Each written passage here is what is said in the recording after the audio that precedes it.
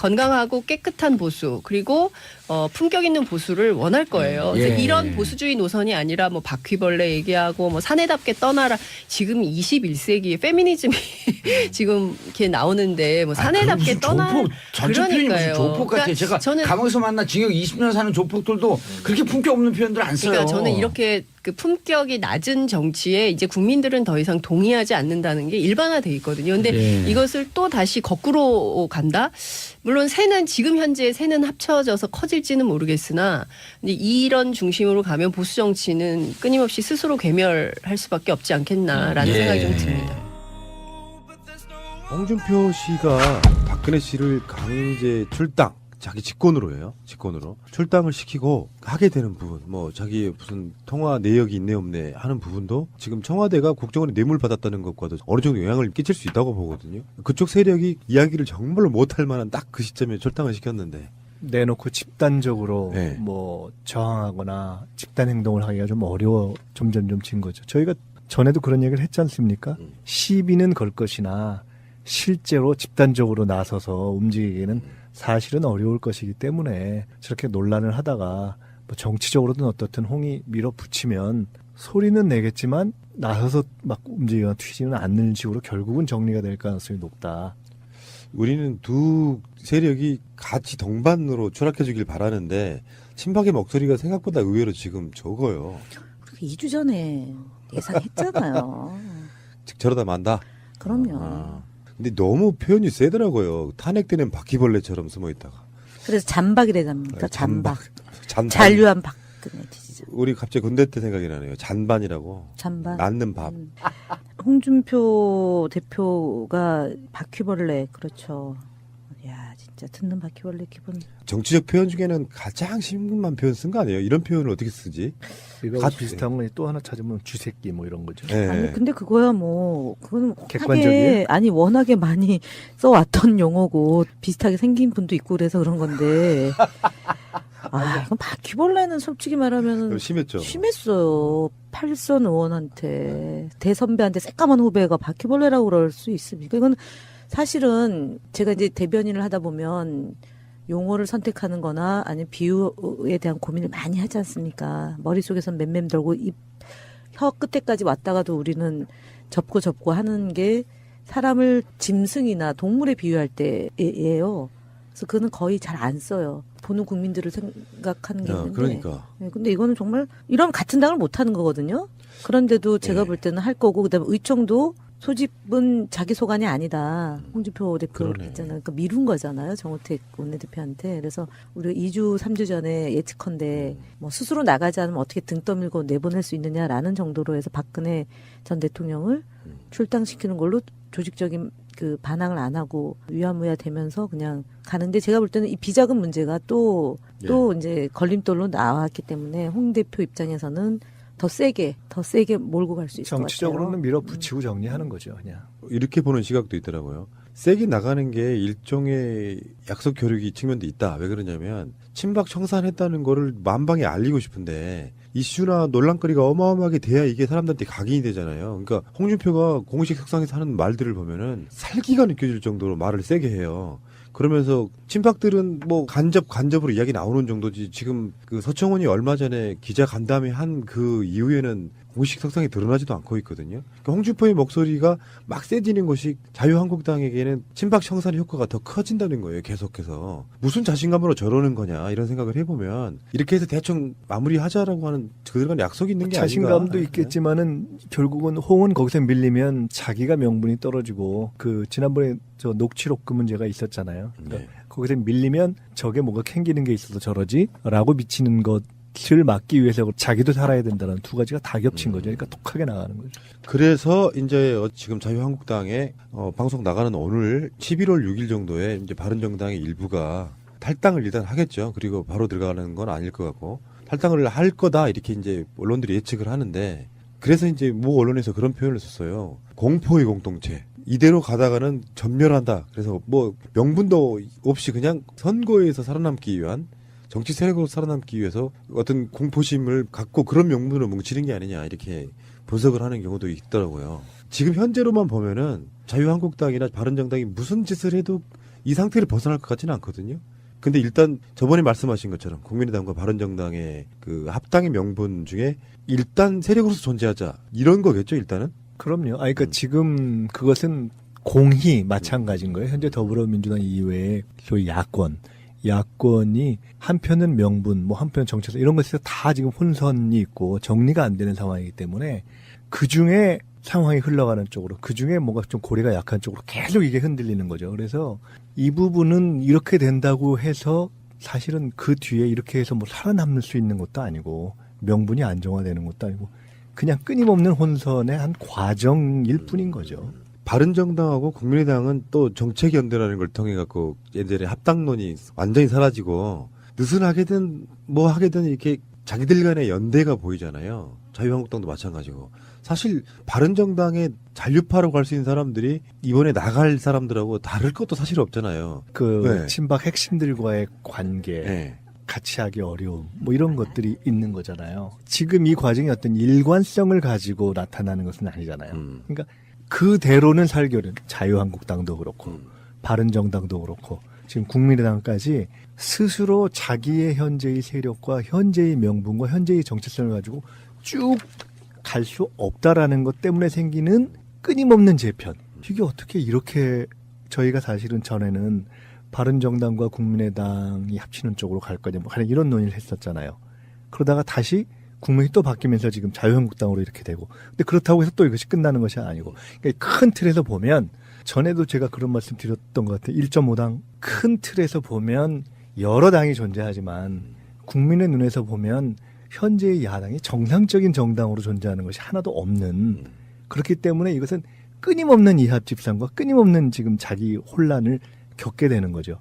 그래서 이게 앞으로 어떻게 될지, 이것은 이걸로 일단은 끝났구나 이렇게 보기는 어렵죠. 저게 다시 바른정당에 남아있는 부분이 추가로 또 자유한국당으로 갈 수도 있고, 또 지금 뭐 복수 이런 얘기를 했던 저 안철수 대표가 또 국민의당 내부에서 어떤 혼선을 겪으면서 또 변화가 있을 수도 있고, 사실은 지방선거에 이르기까지 계속해서 이런 크고 작은 뭔가 이렇게 연대는 변화를 하려는 어떤 이합집산을 하려는 흐름이 계속될 수밖에 없는 거예요. 안정이 안 되는 거죠. 그러니까 어쨌든 간에 50%를 넘는 여당의 지지율은 있는데 의석수는 그렇게 안 되니까 민심과는 또 약간 동떨어져 있는 거고, 그래서 사람들의 생각은 더불어민주당이 조금 더 의석이 좀 많았으면 좋겠다는 게 첫 번째 생각일 거고, 두 번째는 야당들 저러고 있는 건 좀 벌성사납고요. 이쪽 성향에는 안 맞지만 니들이 그냥 무소속으로 나와서 기어 들어온다면 몇 석은 받아들 수 있어. 근데 거기다가 하나 더는 뭐냐, 자유한국당이 일당이 되는 것도 막아야 된다. 뭐 요런 여러 가지 심정적인 것들이 있잖아요. 지금 그 20대 국회 2기 원 구성하려면 또 의석도 중요한 거 아닙니까?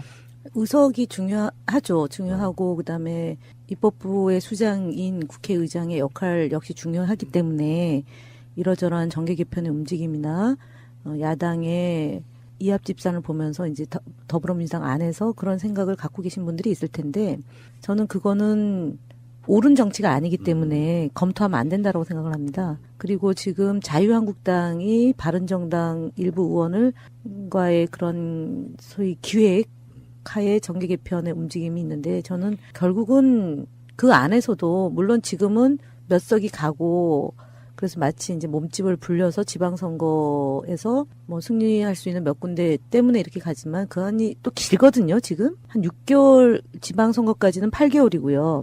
의장선거는 6개월 정도인데 뭐 지금 벌어지고 있는 박근혜 전 대통령의 이런 비자금 문제뿐만 아니라 MB 거요.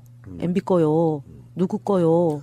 그거도 굉장히 변곡점이 될 거다라고 저는 봅니다. 그래서 일단 몸에 맞지 않은 옷을 입으면 이상하잖아요. 그러니까 자유한국당이 몸집만 불린다고 해가지고 지지율이 회복되냐 말씀하신 것처럼 저는 1+1은 1이다. 예. 지지율하고는 전혀 상관없는 거죠. 갈라져 있던 것이 조금 더 붙을 수는 있겠지만 그것이 대체 세력으로서 근데 그 안에 또 엄청 싸우잖아요. 그러니까.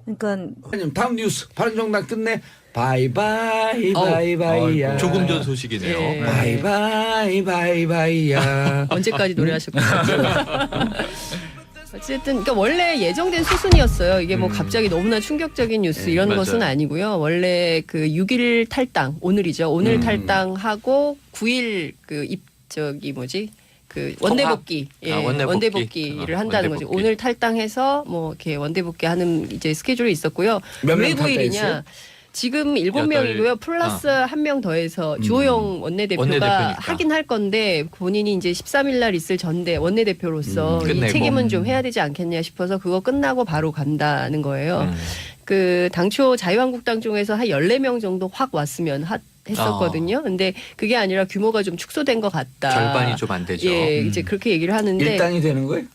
아니죠. 일당 아니죠. 됩니다. 지금 민주당이 121석이고요. 115석 됩니다. 예, 자유한국당이 8명이 가면은 115석이 가는 겁니다. 아, 바른정당은 6명 이제 중에. 원내교섭단체의 지위를 잃게 되는 것이죠. 그래서 원내는 이제 3당 체제가 되는 그렇죠. 것입니다. 그러니까 민주당, 그다음에 자유한국당, 그리고 가운데 극중주의 국민의당. 노선을 표방하고 극중. 있는 우리 무슨 당이? 국민의당. 국민의당. 국민의당이 이제 40석이 이렇게 이제 존재를 하는 건데요. 어쨌든 이제 3당 체제가 되면서 예. 국민의당의 어떤 그 이를테면은 중간에서 의견 조율을 하는 캐스팅 보트 역할을 할 가능성이 매우 높아지게 되는데 정책적으로는 어떤 노선을 취하게 될지 이건 좀 이렇게 하나하나 정책마다 좀 살펴봐야 될 것 같고요. 예. 커졌어요. 자유한국당이. 그리고 이것은 비단 이번에 끝나는 것이 아니라 대체로 보수 정치인들 취재를 저희가 쭉 해보니까 큰 틀에서 정계 개편이 되는 그러니까 그 3년 후에 있을 그 총선을 앞두고 계속 순차적으로 정계 개편이 되는 신호탄으로 해석을 해야 된다. 이번에 이렇게 탈당을 하고 그다음에 그 지방선거 전에 그리고 또 지방선거 이후에 그리고 총선을 앞두고 바른정당 세력은 상당히 약화될 것이고 그중에서 몇 명을 제외한 나머지는 살아올 수 있겠지만 그밖에 다른 정치인들은 좀 상황이 어려워지지 않겠냐라고 지방선거에서 보수 정치인들이 지방선거에서 자유한국당이 선전할 거라고 보는 거예요?